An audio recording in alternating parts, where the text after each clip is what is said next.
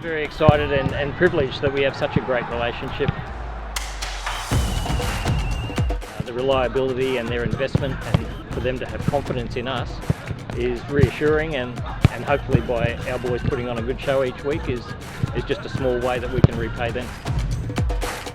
The funds that we generate through these relationships go towards keeping our equipment modern, upgrading facilities.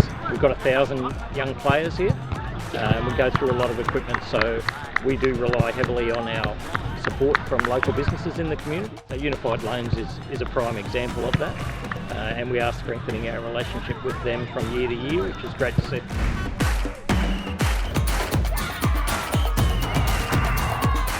Tony Dooley, President of Albany Creek Excelsior Football Club.